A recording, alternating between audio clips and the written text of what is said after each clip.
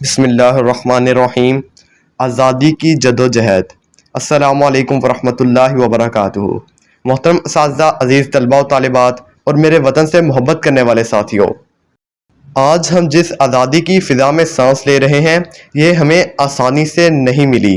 یہ وہ نعمت ہے جو لاکھوں جانوں، دعاؤں اور آنسوں کی قیمت پر حاصل ہوئی۔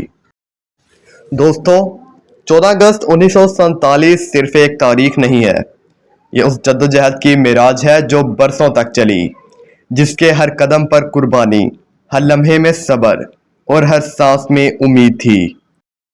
آئے تھے لے کے خواب دلوں میں جستجو لیے، آئے تھے لے کے خواب دلوں میں جستجو لیے، قربانیاں ہوئیں تب جا کے چمن کھلائے، قربانیاں ہوئیں تب جا کے چمن کھلائے۔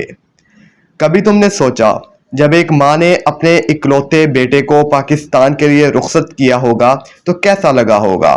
جب ایک بیٹی نے اپنے باپ کو شہید ہوتے دیکھا تو اس کے دل پر کیا گزری ہوگی؟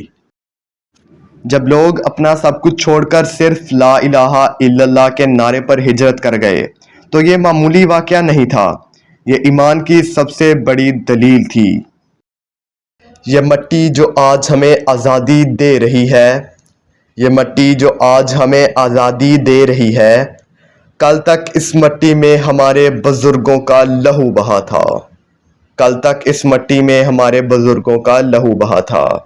قائد اعظم محمد علی جناح نے جب کہا ہم مسلمان ہیں اور مسلمان کی ایک الگ شناخت ہے تو صرف الفاظ نہیں، یہ ایک قوم کی بیداری تھی۔ آزادی صرف دشمن کو شکست دینے سے حاصل نہیں ہوتی، آزادی تب ممکن ہوتی ہے جب ہم اپنے ضمیر، اپنے کردار، اپنے دل و دماغ کو بھی آزاد کریں۔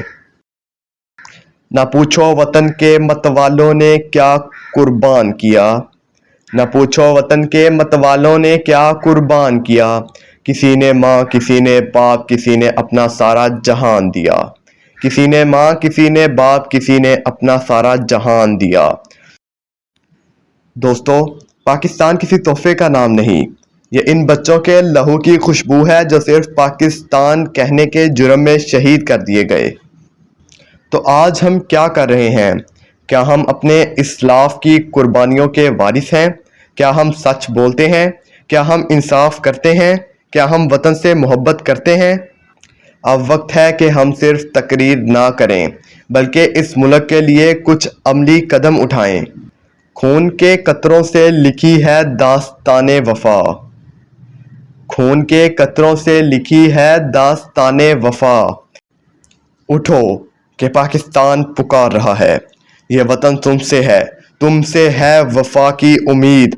پاکستان زندہ باد۔ والسلام۔